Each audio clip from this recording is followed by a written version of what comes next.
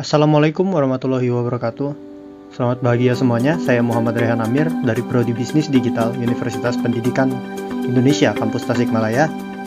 Pada kesempatan ini saya akan membahas mengenai lifelong learning. Apa itu lifelong learning?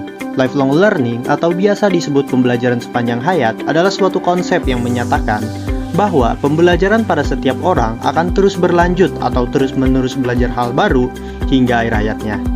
Nah, berdasarkan konsep ini dapat disimpulkan bahwa pelajaran itu tidak hanya kita dapatkan dari belajar formal seperti sekolah atau kuliah saja, akan tetapi dapat kita dapatkan dari hal-hal yang terjadi kepada kita sepanjang hayat.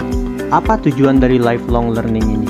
Di luar dari pembelajaran formal, dijelaskan dalam konsep lifelong learning ini, setiap manusia akan terus-menerus belajar secara sukarela sebagai upaya untuk meningkatkan kemampuan diri sendiri dan meningkatkan daya saing kita sendiri.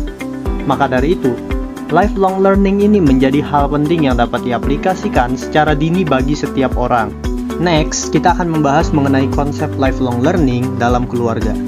Keluarga merupakan tempat pertama di mana seseorang akan mendapatkan ilmu atau pengetahuan. Fakta inilah yang berhubungan dengan konsep lifelong learning, di mana bahkan saat kita masih kecil pun, seseorang akan tetap mampu untuk belajar sesuatu hal yang baru. Baik itu dari pembelajaran yang diberikan oleh orang tua kita, ataupun pembelajaran yang kita dapatkan hanya dengan melihat saja. Selanjutnya adalah lifelong learning dalam pendidikan. Setiap orang akan menerima pendidikan, baik secara formal dari sekolah, yang dimana dia akan diajar oleh seorang pendidik. Sedangkan dalam pendidikan non-formal, dia akan belajar melalui sumber-sumber yang ada di dalam lingkungan pendidikan. Seperti contohnya dia belajar cara bermain sepak bola dari teman sekelasnya. Terakhir adalah lifelong learning dalam masyarakat. Dalam kehidupan bermasyarakat, setiap orang akan beradaptasi dan mencoba untuk selaras dengan lingkungan masyarakat mereka. Dan dalam lingkungan masyarakat ini juga, mereka dapat belajar mengenai berbagai hal baru secara terus-menerus. Contohnya, seseorang akan mampu belajar mengenai cara hidup rukun dan saling menghormati melalui kehidupan masyarakat Indonesia yang bermacam-macam suku dan budaya. Manfaat dari lifelong learning. Nah, dapat disimpulkan dari ketiga hubungan lifelong learning dalam berbagai aspek, bahwa lifelong learning dapat menghadirkan banyak sekali manfaat yang mampu mendorong dan mengembangkan kemampuan seseorang.